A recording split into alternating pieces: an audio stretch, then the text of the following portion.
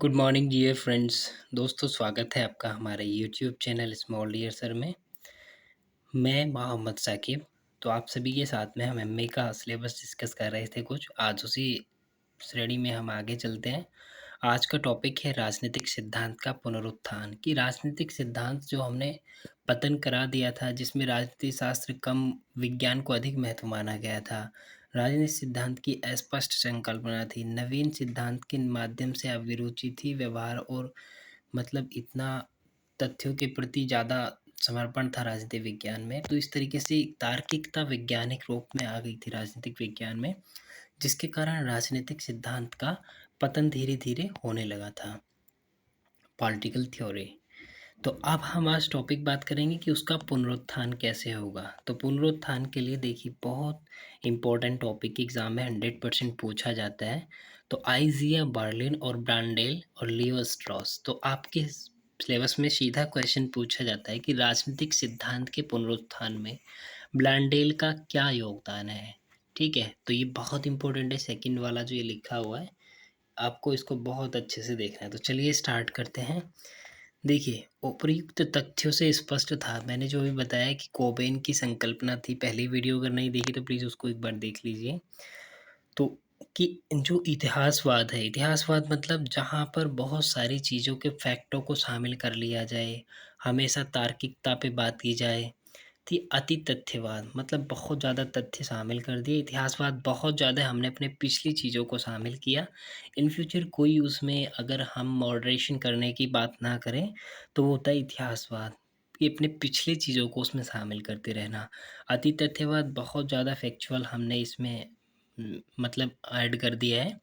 अति वैज्ञानिकता, बहुत ज़्यादा वैज्ञानिक तर्कों पर ध्यान देते हुए हमने भौतिक और बौद्धिक विकास की जो चीज़ें हैं ना, उन पे अगर हमने वो दिया है दबाव, तो वो वाली चीज़ें हैं अति वैज्ञानिकता में। और परिवेश जनित उद्देश्य का अभाव, मूल्यों तथा आदर्शों की अवहेलना। हमने देखी जो राजनीतिक सिद्धांत के मूल्य थे उनकी अवहेलना की। और जो हमारा निजी व्यवहार है ना, उस पर हमने ज़्यादा खुलकर सामने आए।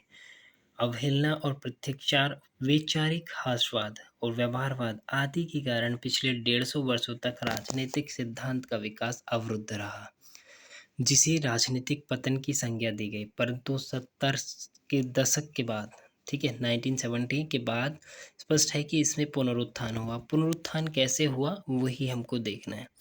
देखिए, डेविड ईस्टन का आगत निर्गत मॉडल। डेविड ईस्टन ने क्या किया, आगत और निर्गत का मॉडल पेश किया सबके सामने। ठीक है, और आगत निर्गत मैं आपको बहुत अच्छे से समझाऊंगा, ये बहुत इंपॉर्टेंट है। आमंड पावेल का संरचनात्मक कार्यात्मक, साइमन का न्याय सिद्धांत, ठीक है, आदि सिद्धांत ने पुनरुत्थान के दो तक हैं।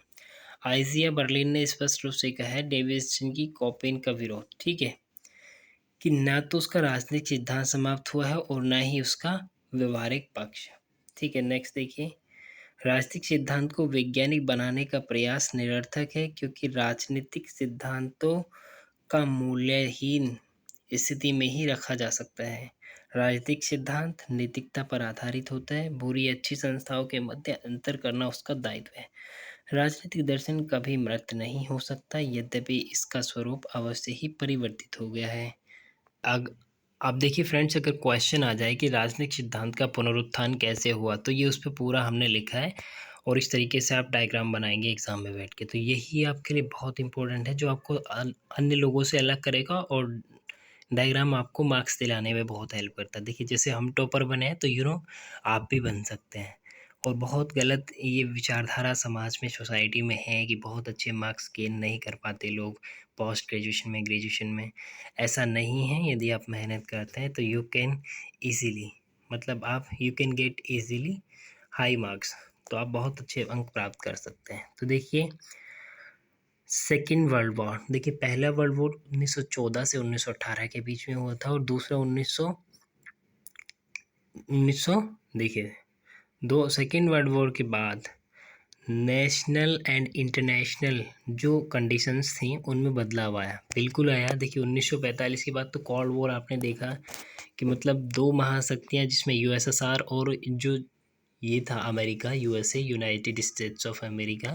ये कहीं न कहीं अपने प्रभुत्व की बात करने लगे थे। अब यहाँ पे शक्ति के सर्वोच्च सिद्धांत का यहाँ पे थोड़ा-सा आता है कि लोग अपने आप को सुप्रीम लीडर दिखाने के रूप में कहीं न कहीं उभर रहे थे। यदि आप देखेंगे एनसीईआरटी बुक्स, तो उसमें क्यूबा का मिसाइल संकट जो वो इसी का परिणाम है। वहाँ पे कोल्ड वॉर का सीन है सब कुछ। एक तरफ है यूएसएसआर और एक तरफ है यूएसए। दोनों को अपने आप में सर्वोच्च सिद्ध करना है कि दुनिया का मालिक मैं हूँ। तो 1945 मतलब सेकेंड वर्ल्ड वॉर के बाद ये सब हमें देखने को मिला था कि पहला विश्व युद्ध, दूसरा विश्व युद्ध, उसके बाद कोल्ड वॉर, शीत युद्ध। ठीक है। तो देखिए, जैसे ही इंटरनेशनल कंडीशंस में चेंजमेंट आया, तो साम्राज्यवाद तथा उपनिवेशवादी शक्तियों के हौसले पस्त हो गए। होने ही थे। देखिए, भारत जो है 1947 में जैसे ही फ्रीडम हमको मिली, तो उसी हमारे साथ साथ में अफ्रीका के कई कंट्रीज़ को फ्रीडम मिली है। ठीक है। तो यहाँ पे क्या है, जो यहाँ के लोगों ने, उन्होंने संघर्ष किया अपनी फ्रीडम के लिए। और फ्रीडम जब संघर्ष किया है, देखिए भारत को जो ब्रिटिशर्स थे, अंग्रेज को शासन था भारत में, तो उन्होंने सेकेंड वर्ल्ड वॉर में क्या किया कि भारत से बिना कुछ जाने पूछे भारत को सेकेंड वर्ल्ड वॉर में अपने आप शामिल कर दिया। 1939 से 45 तक जो वर्ल्ड वॉर हुआ था। अब इसमें क्या हुआ कि जो भारतीय सदस्य थे, जो प्रांतीय विधानमंडल में भारत के सदस्य थे, तो कांग्रेस के सभी सदस्यों ने अपने पद से इस्तीफा दे दिया था। प्रांतीय विधानमंडल के लगभग 11 सदस्य थे। उन्होंने जैसे ही इस्तीफा दिया, क्यों दिया इस्तीफा? क्योंकि पहले उनसे पूछा नहीं गया।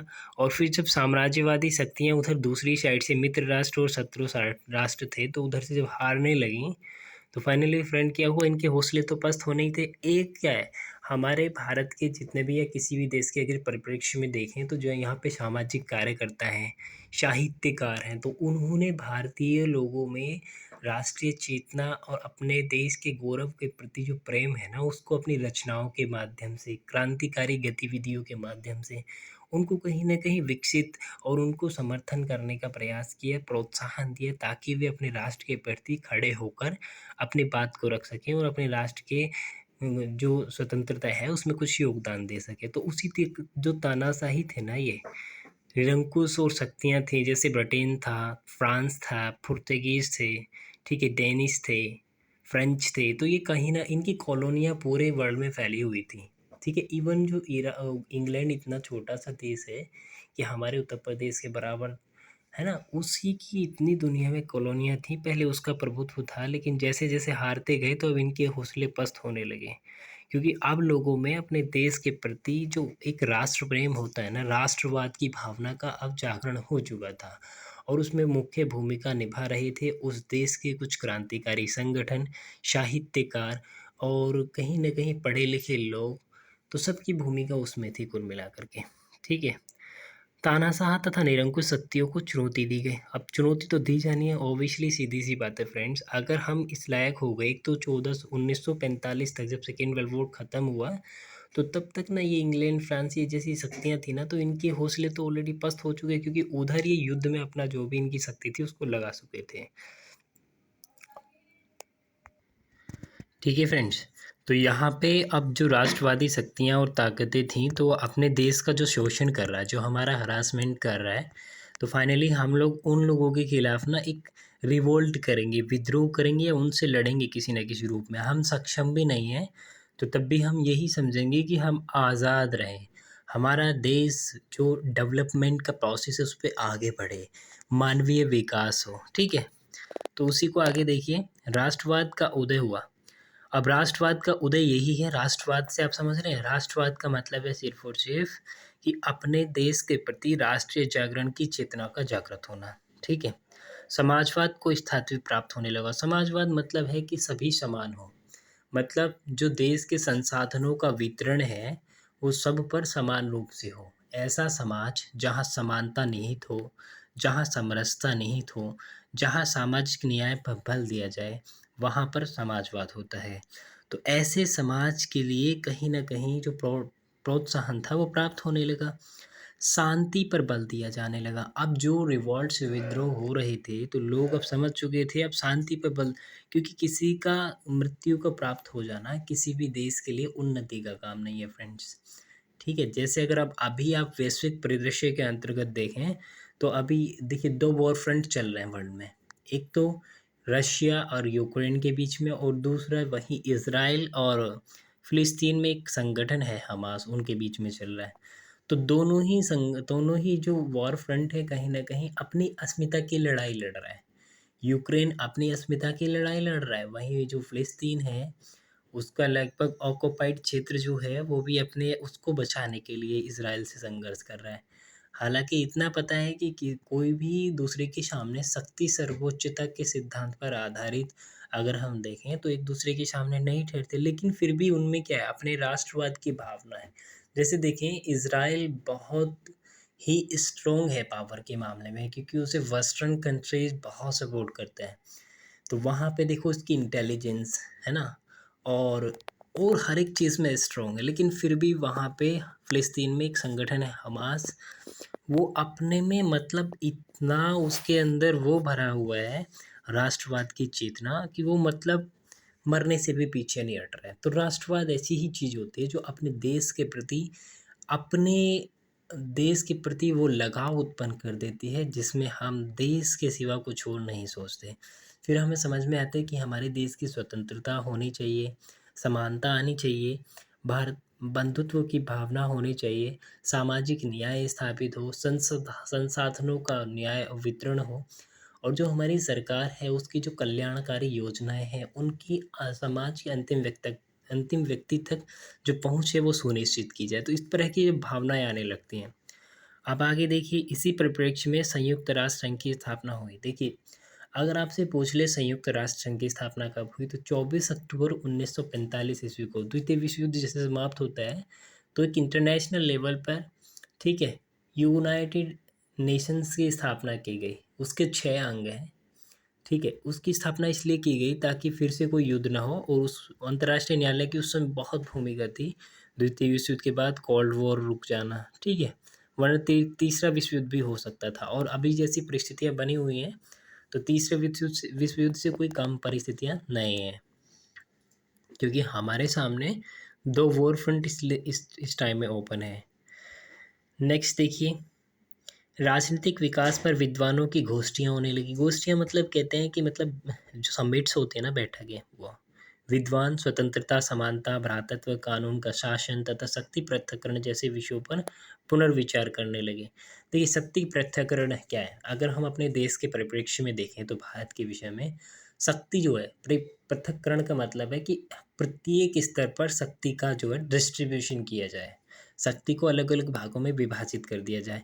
अब इसे आपको एग्जांपल बताऊं तो मैं, आप देखिए अपने भारत के संदर्भ में देखिए, भारत में क्या है, विधायिका है, विधायिका में ही देख लीजिए, विधायिका, कार्यपालिका और न्यायपालिका, तीनों की शक्तियों का पृथक्करण अलग अलग तरीके से किया गया है। वहीं अगर आप देखेंगे तो केंद्रीय और प्रांतीय और स्थानीय स्तर पर शक्तियों का पृथक्करण किया गया है। तो ये क्या है, ये एक तरीके से या तो आप पद सोपान का जो क्रम है वो समझ लीजिए, वुड्रो विल्सन ने दिया था पोस्ट सिद्धांत, ठीक है।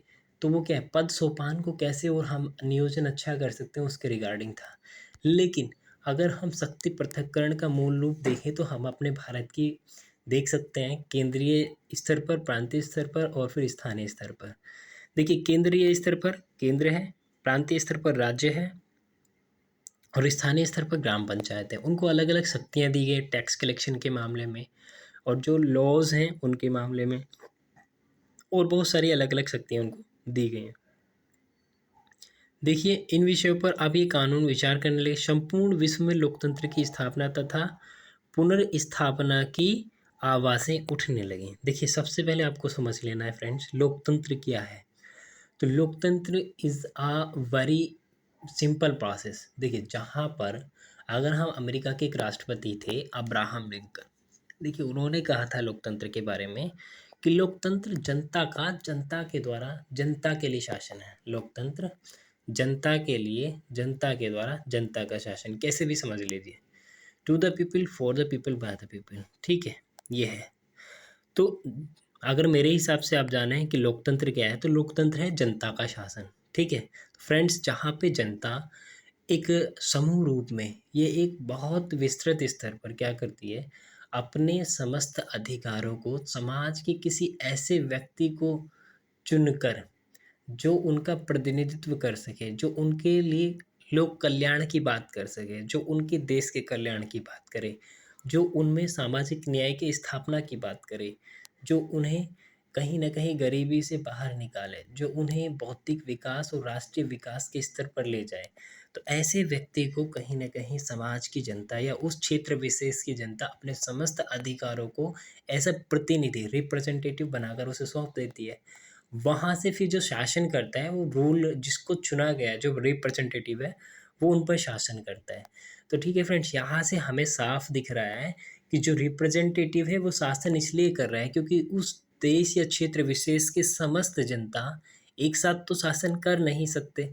तो वो इसीलिए अपने समस्त अधिकारों के विकास और कल्याण हेतु क्या करते हैं, एक विशेष व्यक्ति को प्रतिनिधि के रूप में चुनकर अपने समस्त अधिकारों को हस्तांतरित कर देते हैं।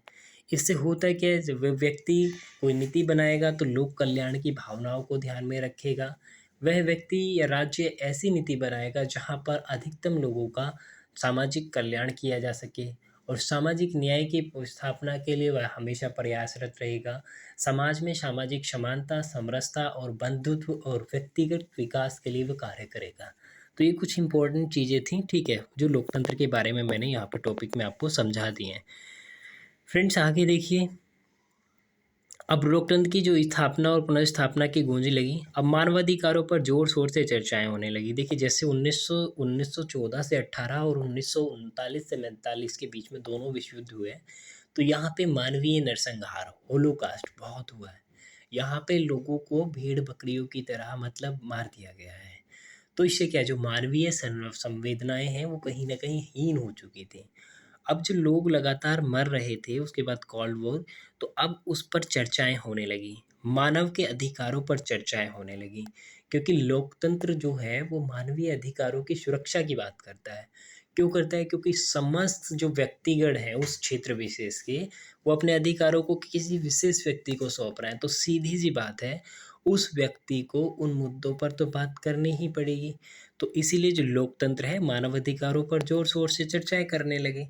और मानव अधिकारों के लिए ह्यूमन राइट कमीशन, राष्ट्रीय मानवाधिकार आयोग, अंतर्राष्ट्रीय मानवाधिकार आयोग जैसी संस्थाओं की स्थापना भी होने लगी, ठीक है, जो क्या करेंगी, मानव अधिकारों पर खुलकर बातें करेंगी। आगे देखिए, विद्वानों ने राजनीतिक सिद्धांत के पुनरुत्थान की संज्ञा दी। और तो यही जो है ना, जब देखा ना कि राजनीतिक सिद्धांत, पहले वॉर कुछ नहीं हो रहा था, है ना, अब धीरे धीरे क्या हुआ, लोगों में नेशनलिटी की भावना आई, नेशनलिज्म उत्पन्न हो गया, राष्ट्रीय चेतना जागृत हो गई, लोग सामाजिक न्याय पर बातचीत करने लगे और अपने अधिकारों के प्रति अब जागृत हो चुके थे, शांति की बात करने लगे, सामाजिक समरसता, समानता और सामाजिक न्याय, भ्रातृत्व की भावना, कानून का शासन और शक्ति के पृथक्करण पर बातचीत करने लगे।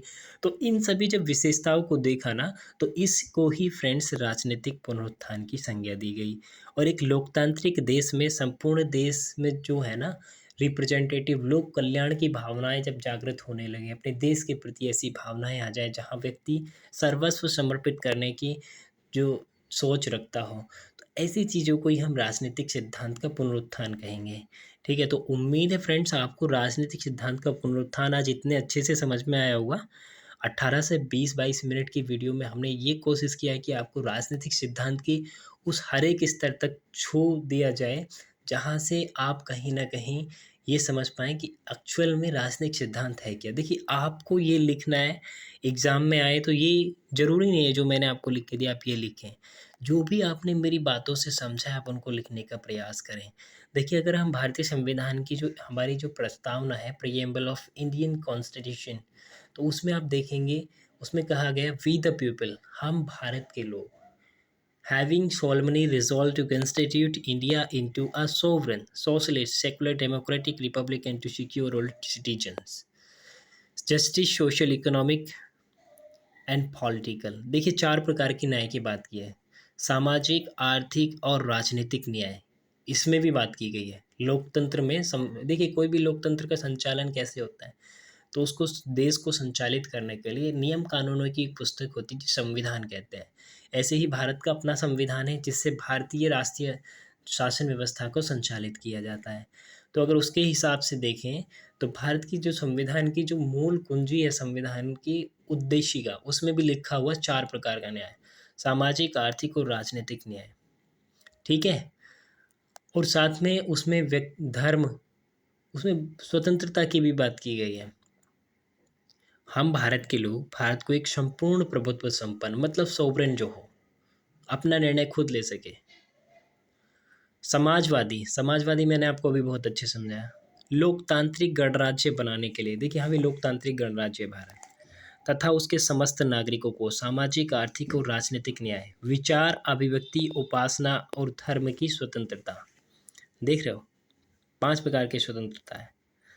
ऐसे ही ना क्या है, तो जब इन चीज़ों पे बात होने लगे, मतलब जब हम अवेयर हो जाएं अपने अधिकारों के प्रति, अपने देश के प्रति, हमें ये समझ में आने लगे ना कि कोई हमारा हरासमेंट कर रहा है, शोषण कर रहा है, और हमारे जो अंदर है ना ये वाली भावना जागृत हो जाए कि हमें जो हम सह रहे हैं वह गलत है हमारे देश के हिसाब से, हमारे अधिकारों के हिसाब से, तो इसी को ही राजनीतिक स्तर पर जब एक बड़ा रूप मिल जाए तो उसे ही हम कहते हैं राजनीतिक पुनरुत्थान। फ्रेंड्स, उम्मीद है ये बहुत अच्छे से मैंने आपको समझाया। देखिए राजनीतिक सिद्धांत के पुनरुत्थान में आप इसे देखिए क्या है। देखिए नवमार्क्सवाद आया, ये आप डायग्राम बनाएंगे, क्यों इंपॉर्टेंट है ये सब चीज़ें। उदारवाद, नव मार्क्सवाद, ठीक है, नव टॉमसवाद, व्यवहारवाद, राष्ट्रवाद, इतिहासवाद, अस्तित्ववाद। अस्तित्ववाद का मतलब है कि मनुष्य सब कुछ है या मनुष्य का कुछ नहीं है, मतलब जब अपने अस्तित्व में मानव सोचने लगे। मानववाद, मानवीय अधिकारों पर जब सोचा जाए। यथार्थवाद, जो एक्चुअल में हमने सामने से देखा, मतलब जो सही बात है उसको कहना है यथार्थवाद। व्यवहारवाद, ठीक है। बिहेवियरलिज्म, ये बहुत इंपॉर्टेंट टॉपिक है, इसको अलग से हम डिस्कस करेंगे। समाजवाद मैंने आपको समझा दिया। मार्क्सवाद कहता है कि मतलब जब तुम्हारा शोषण हो रहा है तो आप संगठित हो जाओ और अपने अधिकारों के प्रति क्या करो, लड़ो, है ना। जो सत्ता में है या किसी भी तरीके से आपका शोषण कर रहा है उनके खिलाफ आप संगठित हो जाओ और उनसे उसके खिलाफ अपना लोहा लो, मतलब लड़ो अपने अधिकारों के लिए। मार्क्स तो ये कहता है, लेकिन नव मार्क्सवाद इसमें थोड़ा सा मतलब प्लस हो जाता है कि ये हिंसा की बात नहीं करता है अपने अधिकारों की प्राप्ति की, क्योंकि मार्क्सवाद जो हिंसा के माध्यम से अपने अधिकारों की प्राप्ति की बात करता है। तो फ्रेंड्स, आपको समझ में आ गया, ये था कुछ इंपॉर्टेंट टॉपिक्स आज का। हमें उम्मीद है आपको वीडियो पसंद आई होगी। वीडियो ज़्यादा लंबा ना हो जाए इसलिए रोक देते, क्योंकि 22 मिनट का समथिंग हो चुका है। तो फ्रेंड्स, रिक्वेस्ट है आप ज़रूर इसको देखेंगे और एग्ज़ाम में अब इससे बाहर क्वेश्चन आपका नहीं जाएगा। ओके, उम्मीद है आप लोगों को वीडियो पसंद आएगी। कुछ लोगों की रिक्वेस्ट के अनुसार ही हम वीडियो अब लगातार बना रहे हैं। तो आपका एग्ज़ाम 26 है, तो आप ज़रूर इसको देखिए। ओके, थैंक यू फ्रेंड्स, मिलते हैं नेक्स्ट वीडियो में। और नेक्स्ट वीडियो में हम जो है शेयर करने वाले हैं आपके साथ में व्यवहारवादी उपागम पे बात करेंगे, ठीक है। तो चलिए चलते हैं। थैंक यू, आपने देखा, अपना प्यार दिया, बहुत बहुत शुक्रिया आपका। चैनल को सब्सक्राइब भी कर लीजिए और जो आपके दोस्त हैं उन तक पहुंचा दीजिए। Thank you so much, take care.